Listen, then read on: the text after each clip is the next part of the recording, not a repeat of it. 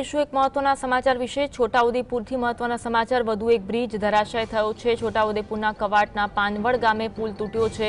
વર્ષો જૂનો નાના પુલની એક સાઈડનો ભાગ ધરાશાય થયો છે। પોલીસે બેરિકેડ મૂકી તૂટેલા ભાગને કોર્ડન કર્યો છે। છોટાઉદેપુર જિલ્લામાં પુલો તૂટવાનો સિલસિલો યથાવત જોવા મળી રહ્યો છે। વર્ષો જૂનો નાના પુલની એક સાઈડનો સ્લેબ ધરાશાય થયો હોવાની ઘટના બની છે। જો કે આ ઘટનામાં જાનહાનિ થઈ છે કે નહીં તે અંગે હજુ સુધી કોઈ માહિતી પ્રાપ્ત થઈ નથી। છોટાઉદેપુરમાં પુલો તૂટવાનો સિલસિલો યથાવત જોવા મળી રહ્યો છે। ભારે વરસાદના કારણે આ ઘટના બની હોવાનું માનવામાં આવે છે। આજ અંગે વધુ વાત કરીશું। સંવાદદાતા રફીક અમારી સાથે લાઈવ જોડાયા છે। રફીક, વધુ એક બ્રિજ ધરાશાય થયો છે, વિગત જણાવશો। પાનવડ ગામમાં પ્રવેશવાના માર્ગ ઉપર જે બ્રિજ હતો તેની દિવાલ છે તે દિવાલ ધરાશય થઈ છે, એટલે પુલનો એક ભાગ જે છે તે બેસી જવાની સંભાવના રહેલી છે। બીજી વાત કરીએ તો છોટાઉદેપુર જિલ્લામાં આ જે પાનવડ ગામ છે તેના ગામડાઓને જોડતો રસ્તો છે, 20 થી વધુ ગામોને જોડતો રસ્તો છે તે તૂટ્યો છે એ બ્રિજ। હાલ બેરિકેડ મૂકીને પોલીસે બંધ કરી દીધો છે, પણ મહત્વની બાબત એ છે કે જે ગામડાઓને જોડતો રસ્તો છે અને ભારદારી વાહનો માટેનો રસ્તો હતો તે બંધ થતા છોટાઉદેપુર જિલ્લામાં અનેક બ્રિજો તૂટવાની ઘટના બની રહી છે। જે બેરિયા બ્રિજ છે તે તૂટ્યો, બોડેલી પાસે વરસંગ બ્રિજ બંધ કરાયો, સંખેડાનો બ્રિજ બંધ કરાયો। આવા અનેક બ્રિજો જે છે તે સ્ટેટ આરએમબી નેશનલ હાઈવે વિભાગના બંધ કરાતા છોટાઉદેપુર જિલ્લામાં 10 લાખ લોકોને આની અસર થઈ છે। એક પછી એક બ્રિજ તૂટવાની ઘટના બનતા જે તંત્ર છે તે પણ ચિંતિત બન્યું છે।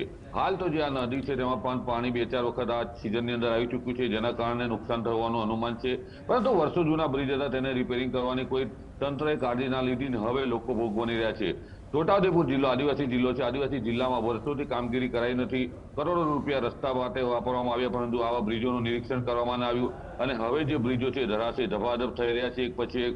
ત્યારે હવે તંત્ર માટે એક પડકારજનક છે, કારણ કે 10 લાખ લોકોને અસર કરતા વાહન વ્યવહારને અસર પડી છે, ખેડૂતો હેરાન છે। આગામી દિવસોમાં ગામડાઓને રસ્તાઓ બંધ થઈ ગયા છે, ત્યારે હવે આ રસ્તાઓ કેવી રીતના ચાલુ છે? એક તો નેશનલ હાઈવે બંધ થઈ ગયો છે છોટાઉદેપુરથી વડોદરાનો, તેમાં પાઈ જેતપુરનું ભારત નદીનું ડાયવર્ઝન ધોવાઈ ગયું, બ્રિજ ધોવાઈ ગયો, બોડેલીનો વરસંગ બ્રિજ ઉપરથી વાહનો ભારદારી પસાર કરવાના બંધ કરી દીધા, સંખેડામાં બંધ કરી દેવામાં આવ્યા। હવે આખો જિલ્લો એવો છે કે જે વાહન વ્યવહારથી ધીમે ધીમે અસર થઈ રહી છે, ત્યારે આગામી દિવસોમાં આ જ પરિસ્થિતિ રહેશે તો ખેડૂતોનો પકવેલ માલ જે છે તે કેવી રીતના જશે તે પણ સવાલ ઉઠી રહ્યા છે। જે ટ્રાન્સપોર્ટેશનની સેવાઓ છે તે બંધ કરી દેવામાં આવી છે અમુક વિસ્તારોની અંદર, તે પણ માલ મોંઘો પહોંચી રહ્યો છે। એટલે છોટાઉદેપુર જિલ્લો આદિવાસી જિલ્લો છે, તેમાં નુકસાન ભારે ખેડૂતોને માર પડી રહ્યો છે। આની અંદર આવા ગામડાઓને જોડતા રસ્તાઓ પણ ધીમે ધીમે બંધ થઈ રહ્યા છે, ત્યારે આ પારાવાર મુશ્કેલી વેઠી રહેલા લોકો માટે કોઈ રાહતનું પેકેજ રાજ્ય સરકાર ફાળવે અને આવા બ્રિજો તાત્કાલિક બને તે માટે સરકારે વિચારણા કરવી જોઈએ। જી, આ ઘટના બનતા કોઈ જાનહાનિ થઈ છે? હાલ શું કામગીરી ચાલી રહી છે?